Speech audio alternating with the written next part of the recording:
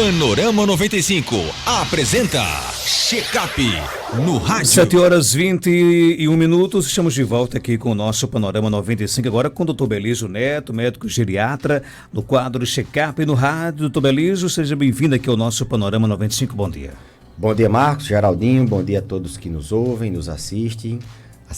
Uma satisfação imensa participar mais uma vez aqui do programa Panorama 95 com o quadro Check-up no rádio. Antes de trazer aqui o nosso tema de hoje, que é a sacolinha de remédios e os perigos para a pessoa idosa, que situação, o mundo está preocupado com essa questão aí do coronavírus, são quase 500 mortes, né? Quase 20 casos suspeitos, mortes no mundo, mas quase 20 casos suspeitos aqui no nosso Brasil, por enquanto ainda não confirmado, né? Mas o que é que os idosos devem saber para poder se prevenir desse tal do coronavírus? Bom, Marcos, como todo período de chuva, todo período chuvoso, esse período agora de início de ano, as viroses respiratórias, gripe, influenza, pneumonia, que pode ser por vírus, mas também, a maioria das vezes, é por bactérias. Os idosos devem estar bem atentos porque eles são mais vulneráveis, eles são pessoas teoricamente mais fáceis de serem acometidas por doenças infecciosas, principalmente aqueles com muitas comorbidades, aqueles diabéticos, aqueles hipertensos, aquelas pessoas que têm doenças no pulmão, esses sim são mais acometidos. E algumas reportagens até na internet já fala que quem é mais acometido, quem mais morre pelo coronavírus são as pessoas que têm mais comorbidades, são os pacientes idosos, são as pessoas que têm mais vulnerabilidade para adoecer. Em virtude do processo de envelhecimento, elas têm a imunossenescência, o sistema de defesa delas envelhece de maneira a deixar eles mais vulneráveis às defesas internas. A gente tem defesas internas, que é o sistema imune, né? Então, esse sistema imune envelhecido, ele é mais deficiente, ele reage de forma mais ineficaz. Então, as pessoas idosas são mais vulneráveis. E aquelas que têm mais doenças são mais vulneráveis ainda. O que tem que se prevenir? Tem que ter cuidado. Tem que ter cuidado como toda prevenção para virose respiratória. A gente tem que estar forte, tem que estar bem nutrido, tem que estar bem hidratado, para que se essa doença vier, a gente tenha a capacidade de responder com a máxima eficácia. Tem que estar bem, como eu falei, hidratado, bem nutrido, estar com suas doenças compensadas, não estar com diabetes alto, não estar com pressão alta, não estar com a doença pulmonar sem estar tratada, sem estar com, não estar com a doença cardíaca sem estar tratada. A gente tem que estar forte, tem que estar com imunidade presente. Então, tem que estar com imunidade em dia. Então, isso é muito importante. Além disso, medidas basicamente de bons hábitos, né? De higiene, de lavar bem as mãos, evitar tossir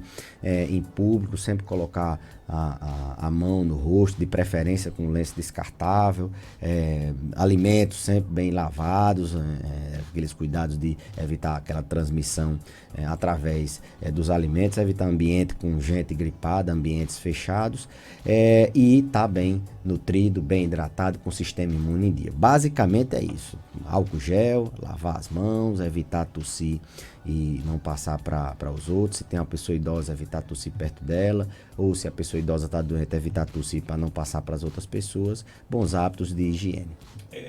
Essa preocupação dos idosos se justifica principalmente porque mais da metade das vítimas dessa infecção tem mais de 50 anos de idade? Exatamente, porque se chegar, o público que vai mais sofrer, principalmente na questão de letalidade, o que vai mais morrer são os mais vulneráveis, né? Os extremos, né? E principalmente os idosos que têm um sistema de defesa menos eficaz do que o adulto jovem, e geralmente ele está acometido por 1, 2, 3, 4 doenças que deixam ele mais fraco ainda. Agora, por que é que os idosos são mais suscetíveis ao coronavírus? Não é que seja ao coronavírus, eles são mais suscetíveis a doenças infecciosas, porque aí, como eu falei anteriormente, a imunidade deles, o sistema de defesa deles é envelhecido e ele responde, se defende de maneira menos eficiente. Ele não consegue combater uma infecção como um adulto jovem combate, com a mesma eficácia, com a mesma intensidade. Então ele é mais vulnerável a ter a doença e é mais vulnerável a sofrer com a doença. Além de ele ser acometido mais facilmente, ele é mais sofrido, ele tem mais agressão, ele fica mais debilitado com o aparecimento da doença. A vacina contra a gripe, que é dada anualmente para os idosos, ela também protege contra as outras doenças? Não, ela protege contra aqueles vírus que estão circulando, principalmente no ano anterior. São os vírus da gripe, né? Os vírus, principalmente o influenza, né? Protege contra esses vírus. O coronavírus não tem vacina ainda. Então o idoso ele pode abusar no bom sentido, ou seja, pode à vontade lavar as mãos, né, bebendo água constantemente, isso ajuda bastante. Ajuda bastante, principalmente lavar as mãos antes de cumprimentar ou depois de cumprimentar uma pessoa, antes de mexer em alimentos, antes de pegar no trinco da porta, ter o hábito de estar sempre lavando as mãos. Doutor Belísio, quem nunca viu uma pessoa querida, uma pessoa idosa com a sacolinha de remédio nas mãos, né? É remédio para todo gosto, né? Para todas as doenças. Essa sacolinha de remédios faz bem ou traz algum perigo para a saúde dos idosos? Bem, Marcos, a quantidade de remédios nos idosos, utilizada pelos idosos, é um motivo sempre de revisão, principalmente na geriatria. É uma dos pontos da consulta, independente do motivo que ele vá para a consulta, é a gente revisar um por um os medicamentos. Por quê? Porque eles tendem a usar medicamentos que alguém ensina, ou que ele era para ter parado, alguém passou para tirar de uma crise, por exemplo, de uma labirintite ou de uma dor, e ele ficou tomando para o resto da vida.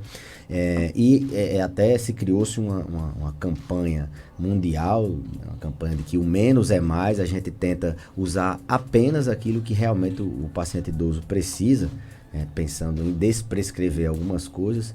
E a sacolinha de remédio, ela é um pouco perigosa, porque o paciente vai estar ali com acesso a vários tipos de medicamento, e na maioria das vezes eles precisam tomar já alguns medicamentos, e essa sacolinha é perigosa porque ele tem vários outros que alguém ensinou, que ele teve doente, tomou, e isso pode fazer com que naquele momento ele fique mais vulnerável a efeitos adversos de medicamentos. Que é isso? Os medicamentos eles podem interagir entre eles, anular o efeito de um, aumentar o efeito do outro, ou diminuir, e isso é muito prejudicial para a população que mais consome medicamentos, que é a população idosa, em virtude das doenças crônico-degenerativas, não porque eles tenham compulsão, mas porque eles naturalmente tomam mais remédios. Então, é importante levar sempre para a consulta a sacolinha de remédios. Sempre que for para consulta, levar para que o médico, você coloque na mesa e o médico dê uma olhada, revise medicamento por medicamento.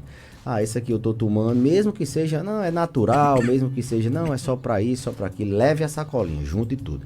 Ela é perigosa, mas se ela for bem supervisionada, ela pode até ser útil, né? Porque o paciente vai estar sempre ali com algum medicamento para lançar a mão numa emergência, ou está sempre com os medicamentos que eles precisam tomar, sem falta, né? Então, é importante levar. A gente vê, tá tomando em que horas, como é que tá tomando, são muitos medicamentos, e às vezes eles se atrapalham, acham que tomou e não tomou, são horários diferentes e ele se atrapalha. Muitos idosos têm problema com a memória, muitos idosos não enxergam bem, eles não entendem bem como é que deve tomar, saem da consulta achando que está tudo certo, quando chega em casa não sabe bem o que tomou. Então, parte fundamental, checar a polifarmácia, que a gente assim chama, ver se aqueles medicamentos estão sendo tomados de maneira correta e tentar otimizar a forma com que eles são tomados. Não é que a gente vai estar tirando o remédio, não. Às vezes sim, às vezes um remédio que foi passado por um determinado tempo, aquele tempo já encerrou, a gente vai estar sempre tentando enxugar a prescrição. Quanto menos remédio, a gente entende que a gente entende não, a gente já tem evidência na literatura que os pacientes que mais tomam remédio, eles adoecem mais. Não que o remédio esteja causando, mas é porque eles têm mais risco de interação medicamentosa. Quanto mais remédios, eles internam mais, demoram mais internados. Então, é importante levar a sacolinha de remédio, que ela pode ser perigosa. Isso, por outro lado, A gente tem preocupação também, né, quando leva a sacolinha, se o paciente está tomando correto. Né? A adesão terapêutica, a adesão ao tratamento é importante também. Passa um medicamento, às vezes, para tratar um sintoma, por exemplo, uma doença, um sintoma de insônia, ele só toma no dia que ele acha que aquele remédio é só para dormir, ele toma só no dia que ele tem insônia, e aí, na verdade, aquele remédio é para outra coisa. Então, a adesão terapêutica também. Então, pessoas que tomam muitos remédios, pessoas idosas, têm que levar a sacolinha de remédio para saber se realmente ele precisa tomar aquela vitamina D, aquele ômega 3, se precisa tomar aquele fitoterápico que alguém recomendou, aquele outro remédio que a vizinha se deu, ou se a forma com que ele está tomando da pressão, da diabetes está correta. Isso faz uma diferença muito grande na consulta, faz uma diferença, tem um impacto muito grande na qualidade de vida, no pós-consulta. Então, toda consulta que o idoso for submeter, tem que levar sacolinha de remédios. De preferência, sacolinha. Eles levam muito as receitas, né? Mas a gente não, eu digo sempre, olha, eu só acredito vendo. Então, é importante colocar em cima da mesa como é que você está tomando. Às vezes eles acham que estão tomando da maneira correta, mas que a gente está duvidando que eles estejam enganando. Eles acham, às vezes, que a gente está duvidando que ele está tomando, não está tomando o remédio que a gente passou, enfim. Então, só a receita, às vezes, na maioria das vezes, não é o recomendável. Levar a caixinha também, né? Para levar todas as caixas que tomou, aquela caixinha daquele remédio que está tomando naquele momento. Não só o que aquele médico passou, mas todos os remédios. Isso é importante. Se ele tem 3, 4 especialistas cuidando dele, ele tem que levar para todos que tem que estar vendo, olhando o que é que o outro colega está passando, e aí tentar enxugar e tentar otimizar a forma com que ele está tomando os medicamentos. Um artigo recente de um jornal americano trouxe dados alarmantes sobre o consumo de remédios pelos idosos daquele país, né? Pessoas entre 65 e 69 anos tomam em média 15 medicamentos com prescrição por ano, e o grupo de 80 a 84 anos chega a 18 medicações com receita. Por que é que um dado como esse é considerado tão alarmante por essa pesquisa? Por causa do risco de reações adversas. Os medicamentos, eu sempre digo, a diferença do medicamento e do veneno é só a dose, é só a forma como você toma. E medicamentos, muitos medicamentos, a gente tem muito critério para poder evitar que eles tenham interação. Eles conseguem interagir entre si, eles conseguem se misturar. Um pode alterar o efeito do outro. Quando a gente faz uma prescrição, a gente faz sempre com esse cuidado às vezes a gente até ajusta a dose, troca o medicamento, porque aquele vai interferir no efeito do outro. Então, 18 medicamentos assim, um número alarmante, considerando as vitaminas, os polivitamínicos, os medicamentos que eles tomam por conta própria. Isso é preocupante. Lembrar que quanto mais medicamento de forma prescrita, correta ou não, mais queda. Quanto mais medicamento, mais risco de demência. Isso é evidência na literatura. Os pacientes polimedicados. E aí tem uma diferença entre polifarmácia adequada e a polifarmácia inadequada. Tem aquele paciente que precisa realmente tomar os 18 medicamentos. Mas a maioria não precisa tomar ali 10, 12, ele toma mais porque a gente considera incorrendo no risco de iatrogenia. É o erro da prescrição. Então, quanto mais medicamento, mais risco de queda, mais risco de demência, mais risco de internação, mais risco de reações adversas em geral. Muito remédio é sinal de mais riscos. Agora, muito remédio e remédio tomado de maneira correta, ou paciente que deveria estar tomando muito remédio e não está, tem o mesmo perigo. A questão de ter muitos medicamentos faz o contraponto exatamente com as pessoas que deviam estar tomando aqueles medicamentos e não toma, escolheu esse ou aquele para não tomar, e aí incorre no mesmo erro, que é a má aderência ao tratamento. Tem uma pergunta aqui no nosso WhatsApp, vamos saber aqui se é para o Dr. Belísio. Doutor Belísio, bom dia, sou Lena, moro na Palma. Doutor Belísio, eu sinto muita dor nas minhas pernas, hoje eu tô pior, tudo ainda dor nas minhas pernas, que eu não posso nem andar direito. Aí eu vomitando sem comer. Está com mais de mês já que eu tô desse jeito. Se eu acho, queria saber se eu acho o que é. Essa dor nas minhas pernas e esse vômito que eu tô com, é tudo que eu como eu boto pra fora. Não tenho vontade de comer, doutor Belício. Um bom dia. E aí, doutor Belísio? Bom, dor nas pernas existem várias causas, né? As principais são causas osteomusculares, artrose, deformidade óssea, doenças no tendão, na articulação, nas próprias bursas, que são estruturas osteomusculares das pernas. Então, a principal causa pode ser doença osteoarticular, artroses, enfim. Podem ser doenças na circulação, um paciente que tem alguma veia quebrada, problema circulatório, insuficiência venosa crônica, paciente que tenha doença arterial obstrutiva. Então, doenças circulatórias em geral também são causa de dor. Doenças musculares, como eu já falei anteriormente, então teria que se ter uma linha de investigação nesse sentido, examinar, ver a dor se ela é intensa, se ela não é, o que é que ela melhora, o que é que ela piora aquela dor, se dói mais de dia, mais de noite, se ela vai para um lugar, se ela vai para outro.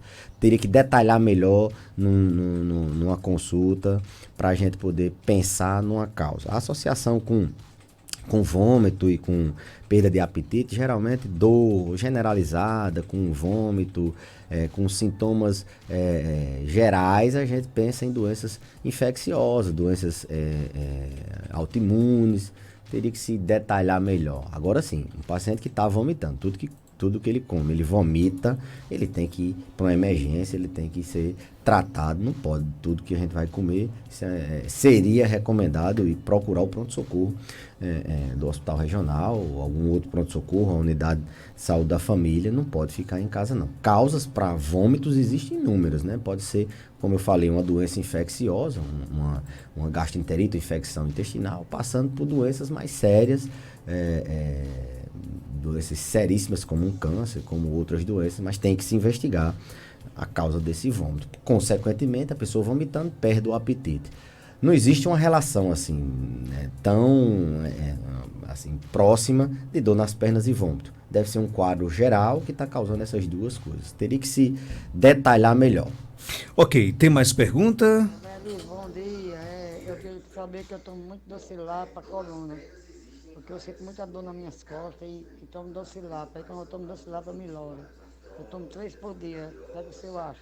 Gente, só com todo respeito aqui ao nosso ouvinte, deu para escutar? Deu. Mas só para pedir para que as pessoas, quando vier daqui, falam um pouco mais alto, porque quando o áudio vem muito baixo, aí prejudica aqui o entendimento aqui da pergunta. E como trata de uma pergunta sobre saúde, o doutor Belísio tem que entender, tem que ser muito, digamos assim, compreensiva a mensagem. Doutor Belísio, e aí? Talvez falar, deve ser no Viva Voz, né? Às vezes fala mais próximo, né?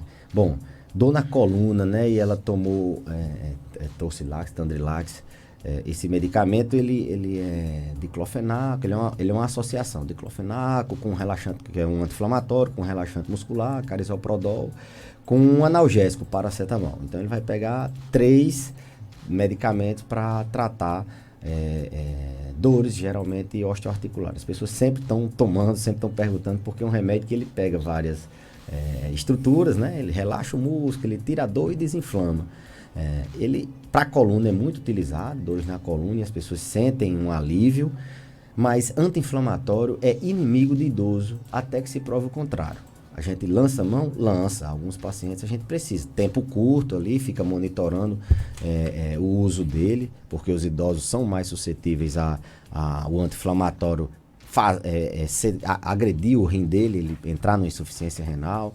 Ele é mais suscetível a que o anti-inflamatório ele faça alguma doença no estômago, faça algum estrago no estômago, gerando uma úlcera, ou ele descompense doenças cardíacas. Ele pode aumentar a pressão, ele pode descompensar a insuficiência cardíaca. Então, o anti-inflamatório ele é ruim para o rim, ruim para o estômago e ruim para o coração.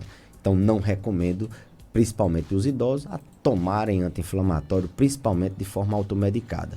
A gente, quando prescreve de maneira controlada e fica vendo o paciente e dosando ali, avaliando, supervisionando esses órgãos. O analgésico não, a gente já prescreve muito mais. Os analgésicos simples, que não são anti-inflamatórios, a gente prescreve muito mais. E os relaxantes musculares, para o público idoso, a gente também às vezes lança mão. O paciente tem uma contratura muscular e a gente tem que fazer aquele músculo relaxar. Mas com muito cuidado, porque os relaxantes, a maioria deles, eles são sedativos. Então eles induzem queda. Ter muito cuidado com os relaxantes musculares prescritos, principalmente durante o dia. O paciente fica ali sonolento e aí ele tem o risco de cair. São medicamentos, inclusive, inapropriados para o paciente idoso. Então, esse remédio que ela falou, Tocilax, Tandrilax e outros semelhantes, não são boas medicações. Alivia ali naquela hora, o efeito dele é 8 horas. Mas se a gente não buscar tratar a causa, se é uma contratura muscular, o paciente tem que fazer relaxamento, tem que fazer às vezes fisioterapia, alongamento, tem que ver por que está com essa contratura. Muitas vezes é por alguma alteração no osso que está fazendo o músculo ficar contraído na coluna. A coluna dele tem artrose, tem que tratar a artrose. A coluna dele tem alguma deformidade, postura, o que é que pode ser? Será que é uma microfratura por osteoporose? O osso está muito fraco e ele fica fazendo fissuras, fraturas por fragilidade? Tem que tratar isso aí, não adianta ficar mascarando a dor tomando esses remédios que duram 8, 10, às vezes 12 horas. Tem pacientes, não, eu tomo um por dia, mas um por dia é o suficiente para daqui a pouco tempo ele entrar numa máquina de hemodiálise, perder o rim entrar em insuficiência. Tomar uma vez, ele pode fazer com que o coração dele entre em uma descompensação, e não é incomum. O paciente idoso ele tem insuficiência cardíaca. Os pacientes que mais têm insuficiência cardíaca, coração crescido, as pessoas assim conhecem, são os idosos. Um anti-inflamatório é uma causa de descompensação. O paciente vai para o pronto-socorro cansado, porque retém líquido e aí ele cansa muito. Então pode internar um paciente. E uma queda, que a gente já falou aqui várias vezes, os perigos de uma queda. Uma queda ela pode decidir sobre o final da vida do idoso. Se será um final com muita dor, dependente, sem conseguir andar, ou mesmo se vai ser um final trágico, ele vai entrar em óbito. Muito cuidado com essas medicações. Doutor Belício volta na próxima terça-feira. Ontem a plaquinha levantou, teve gol do Gabigol, né? A seleção estreou, tá tudo rimando aqui, né? Tudo rimando, e o Queixada jogou muito, hein? O Pedrão jogou muito. Eu não assisti porque eu estava na festa aqui da 102 e infelizmente essa briga aí da Rede Globo com o Flamengo, só quem se prejudica são os torcedores, né? Principalmente os off-Rio. Pois é. Que não tem condição de ir pro Maracanã. Espero que resolva isso. A gente doido para assistir o jogo. Ontem eu assisti, mas você assistiu Instagram, Twitter. Não é a mesma coisa, né? Não, de maneira nenhuma. É uma pessoa que está no campo filmando. Né? Mas o mimimi acabou, a seleção ontem estreou e agora, amiga... Fiquei preocupado. Começamos perdendo de 1-0, de retranca, 10 jogadores atrás. Gabigol, Bruno Henrique, amiga, agora é só colecionar vitórias, goleadas, né?